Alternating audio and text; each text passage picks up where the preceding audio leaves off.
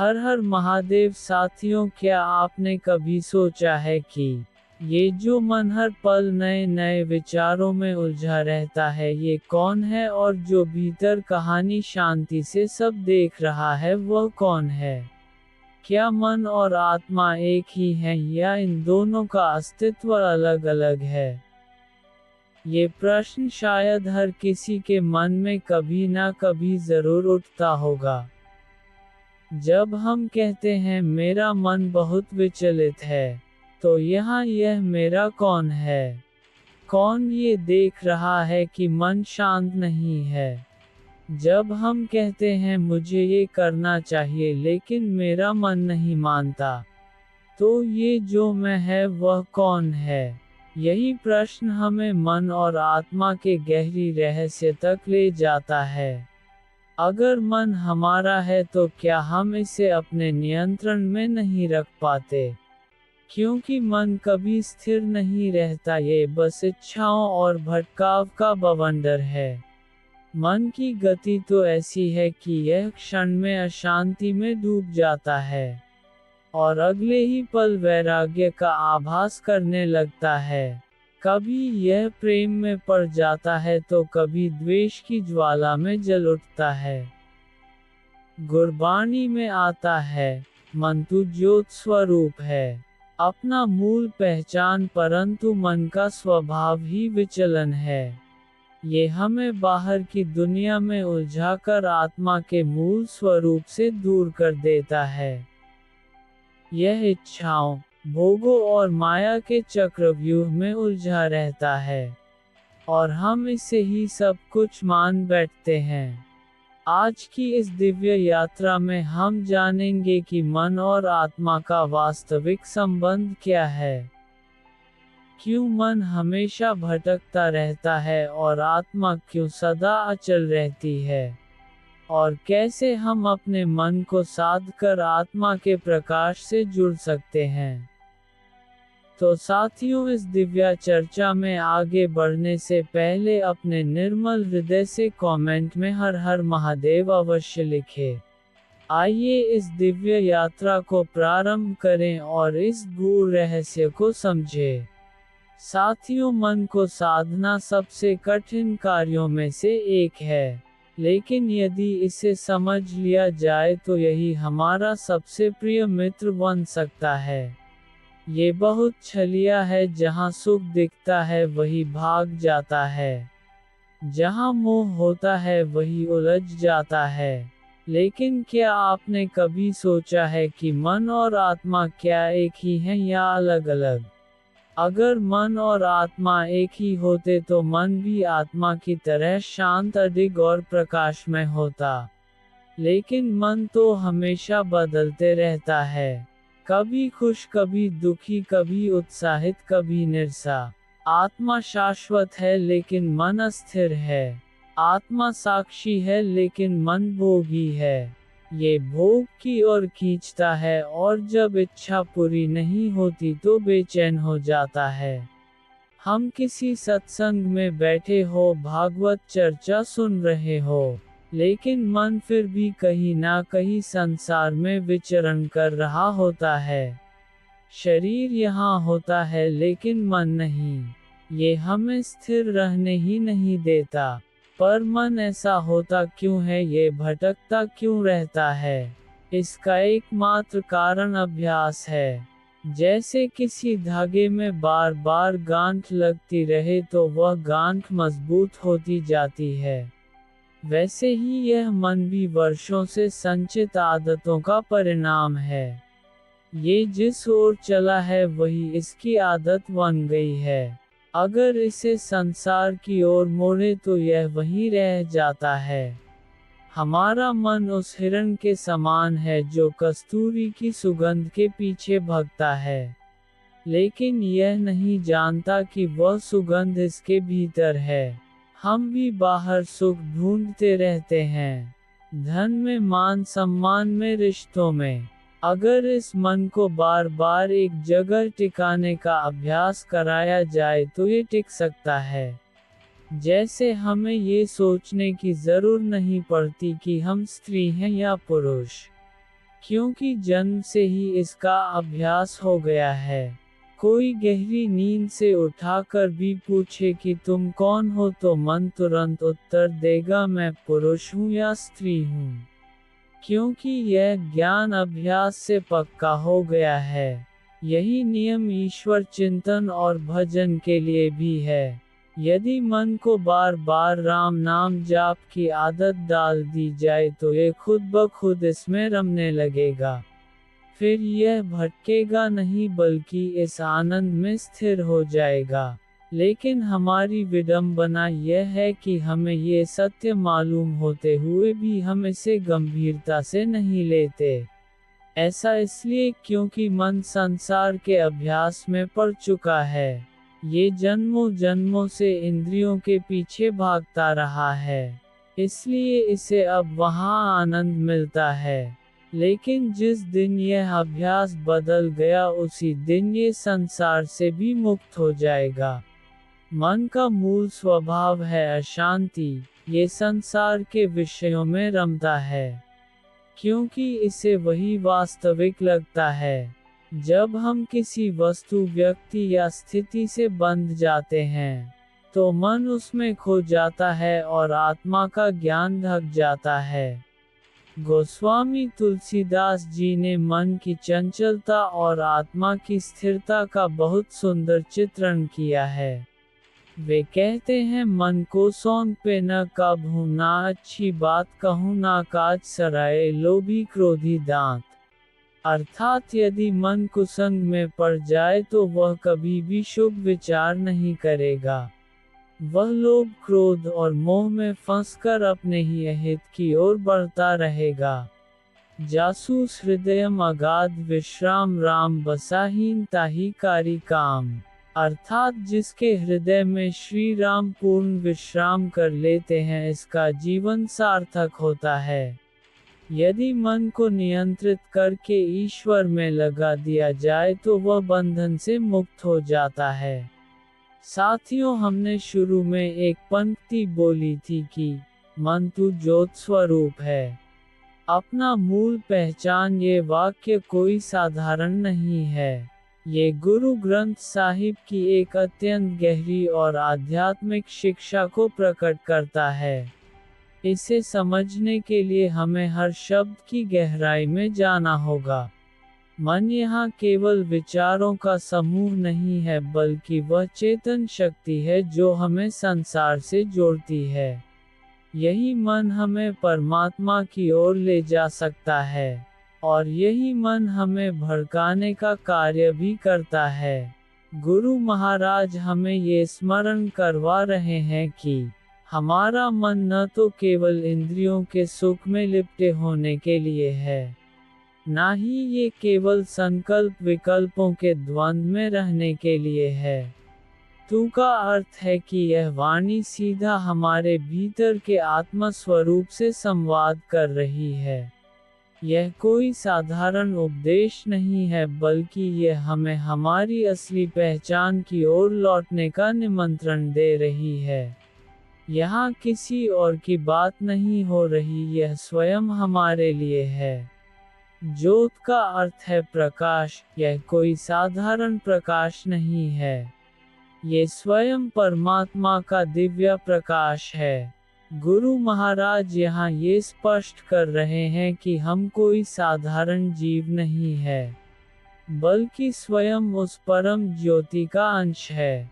जिस तरह सूरज की किरण में भी सूरज की ही ऊर्जा होती है, इसी तरह हमारा मन और आत्मा इस अनंत दिव्य ज्योति से प्रकट हुए हैं।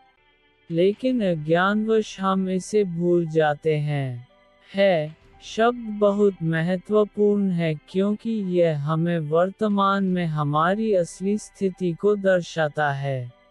यह नहीं कहा गया कि तू ज्योत स्वरूप था या तू ज्योत स्वरूप बनेगा, बल्कि तू ज्योत स्वरूप है। अर्थात हम अभी भी वही दिव्य प्रकाश हैं, बस हमें अपनी इस सत्य पहचान का ज्ञान नहीं है। अपना मूल पहचान, मूल का अर्थ है मूल स्वरूप अर्थात हमारी वास्तविक स्थिति। हम शरीर, मन और अहंकार में इतने उलझा गए हैं कि हमें याद ही नहीं कि हम कौन हैं। हम ये समझते हैं कि हम केवल ये देह हैं, ये नाम, ये पदवी, ये पहचान है।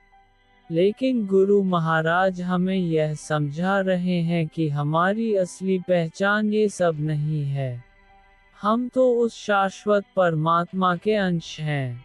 ये शिक्षा हमें आत्मज्ञान की ओर ले जाती है।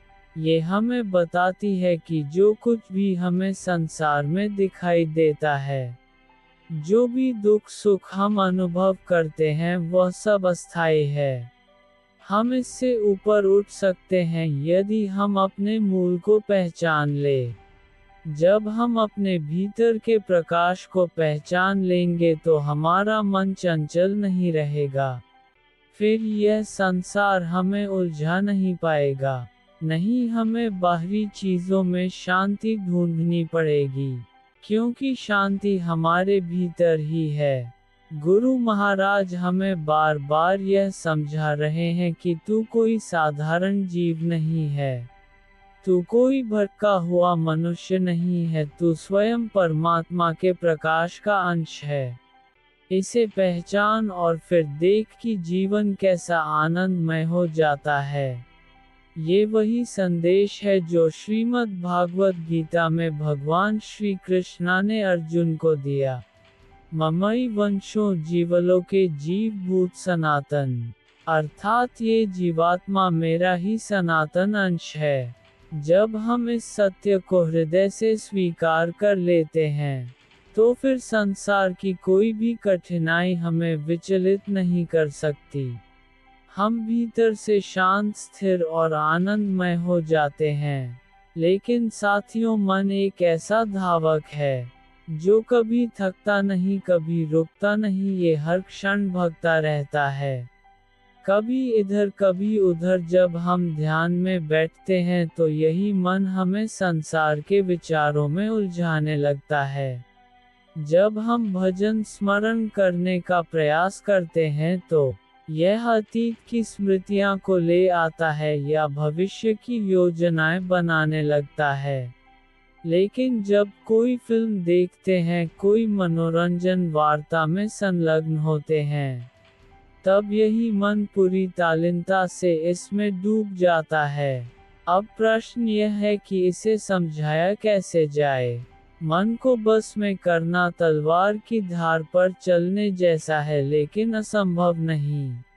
मन को रोक नहीं जा सकता, लेकिन इसे मोड़ा जा सकता है।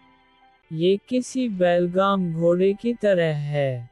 अगर इसे खुला छोड़ दिया जाए तो ये दिशा विहीन दौड़ता रहेगा।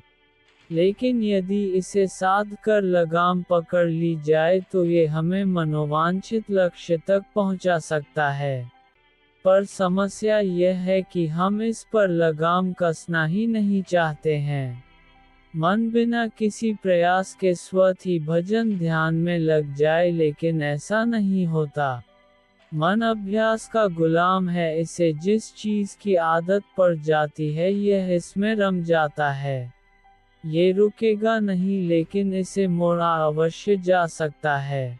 जैसे नदी का प्रवाह तेज हो तो उसे किसी दीवार से रोका नहीं जा सकता, लेकिन सही दिशा मोड़कर उससे सिंचाई अवश्य की जा सकती है। इसी प्रकार मन को रोकने की जगह इसे प्रभु भक्ति, नाम सुमिरन, सेवा और सत्संग की ओर मोड़ना होगा। जब हम अपने मन को गुरु की शरण में दे देते हैं, तब वही गुरु हमें वह मार्ग दिखाते हैं जो इस चंचल मन को स्थिर कर सके। रामचरितमानस में श्री तुलसीदास जी कहते हैं, गुरु बिनु भाव निधि तरह हैन कोई, जो विरंच शंकर सम होई। अर्थात बिना सच्चे गुरु की कृपा के ये संसार रूपी सागर पार नहीं किया जा सकता। चाहे कोई ब्रह्मा या शंकर के समाज ज्ञानी ही क्यों ना हो। मन को साधने के लिए हमें अपनी इंद्रियों को भी नियंत्रण में रखना होगा। मन इंद्रियों का राजा है, और यदि राजा चंचल है तो प्रजा भी भटकती रहेगी। इसलिए यदि किसी भी कार्य को धर्म सम्मत नहीं माना जाता, चाहे मन कितना भी उसे करने के लिए प्रेरित करें, हमें उसे नहीं करना चाहिए। इच्छाएं तब तक बलवान रहती हैं जब तक उन्हें पोषण दिया जाता है। अगर कोई बालक कोई वस्तु मांगे और हम उसे बार बार दे दें तो उसकी मांग बढ़ती ही जाएगी, लेकिन यदि उसे स्पष्ट कर दिया जाए कि उसे वह वस्तु नहीं मिलेगी, तो धीरे धीरे उसकी मांग समाप्त हो जाएगी। इसी प्रकार जब हम अपने मन की अनुचित इच्छाओं को पूरा करना बंद कर देंगे तो एक दिन ये स्वतः ही उन इच्छाओं को त्याग देगा। जब हम तन मन और धन सब कुछ त्याग कर गुरु के आदेशों को हृदय से स्वीकार करते हैं, तो वही गुरु हमें इस चंचल मन से पर लगाम लगाने की कल सीखते हैं। अव्वल तबल और बाहुबली हारे को हरि नाम सुनहरे, मैंने निर्बल को बलराम। अर्थात शरीर की शक्ति, तपस्या की शक्ति और बाहुबल से भी जो हार जाता है, उसके लिए केवल हरि नाम ही एकमात्र सहारा है। भगवान का नाम निर्बलों को भी बलशाली बना देता है। जो व्यक्ति मन की चंचलता से पराजित हो चुका हो, जो संसार के संघर्षों में थक गया हो, जो इंद्रियों के बस में होकर आत्मिक शांति को खो चुका हो, वह भी यदि भगवान का नाम सच्चे हृदय से जपने लगे तो उसे वह दिव्य शक्ति प्राप्त होती है जो उसे आत्मा के वास्तविक आनंद तक पहुंच देती है। लेकिन साथियों, यहाँ एक और प्रश्न आता है कि नाम जाप तो करने की कोशिश करते हैं, बैठते भी हैं, लेकिन मन नहीं लगता। श्री हरिवंश जी ने मन की स्थिरता और सड़क की आध्यात्मिक स्थिति का बहुत ही सूक्ष्म और गहरा चित्रण किया है। काबू तो थोरो भजन काबू होंठ विशाल, मन को धीरज छूट नहीं गहे दूजी चाल। अर्थात जब हम भजन कीर्तन ध्यान या नाम स्मरण करते हैं, तो कभी कभी मन पूरी तरह उसमें डूब जाता है और दिव्य आनंद का अनुभव करता है। वह भजन विशाल रूप में प्रकट होता है, हृदय प्रेम और भक्ति से सराबोर हो जाता है, जैसे कोई सागर लहरों से भर उठे। लेकिन कभी कभी ठीक इसका उल्टा होता है। भजन हल्का लगता है, रस नहीं आता, मन अधीर हो जाता है और ये लगने लगता है कि कोई गहराई नहीं बन रही। यही कारण है कि कई बार हम भजन से हटकर दूसरी चीजों में मन लगने लगता है, लेकिन वहाँ भी संतोष नहीं मिलता। यह मन की स्वाभाविक चंचलता है। मन को धीरज छूट नहीं गहे दूजी चाल। जब मन भजन में रम नहीं पाता तो क्या वह संसार में लौटकर सुखी हो पाता है? नहीं। जब मन में भजन का रस नहीं आ रहा तब क्या ये कोई और रास्ता पकड़ लेता है? नहीं, यह पूरी तरह संसार में रम सकता है, ना ही पूरी तरह भगवान में। यह आधार में मटका रहता है। साधक इस स्थिति में बहुत परेशान होता है। उसका मन न तो पूरी तरह भगवान में लगता है, ना ही वह सांसारिक भोगों में पूर्ण संतोष प्राप्त कर पाता है। ये स्थिति वैसी ही होती है जैसे कोई पक्षी पिंजरे के दरवाजे पर बैठा हो। ना वह पूरी तरह पिंजरे के भीतर है, ना ही बाहर उड़ने को तैयार है। लेकिन इसका मतलब यह नहीं कि वह व्यर्थ है। ये हमारी परीक्षा का समय होता है। जब हम धैर्य और श्रद्धा के साथ इस अवस्था को पार कर लेते हैं, तब हमें वास्तविक आनंद प्राप्त होता है। भजन और संसार के बीच फंसा हुआ मन न तो पूरी तरह भगवान को पकड़ पाता है, ना ही संसार से सुखी हो पाता है। इसलिए अगर हमें वास्तविक आनंद चाहिए तो हमें पूर्ण समर्पण के साथ भजन करना होगा। तभी मन स्थिर होगा और तभी हमें शाश्वत शांति प्राप्त होगी। साथियों, ये यात्रा केवल मन और आत्मा को समझने की नहीं, बल्कि उस परम सत्य से जुड़ने की भी है, जो हमें भीतर से प्रकाशित करता है। मन चंचल है लेकिन आत्मा शाश्वत है। जब मन को आत्मा के प्रकाश से जोड़ दिया जाता है, तब जीवन में स्थिरता, आनंद और शांति का अनुभव होता है। हमने इस चर्चा में जाना कि हमारा मन कैसे इच्छाओं और भटकाव में उलझा रहता है, और आत्मा कैसे साक्षी भाव में स्थित रहती है। अब समय आ गया है कि हम अपने भीतर झांकें और इस दिव्य सत्य को अनुभव करें।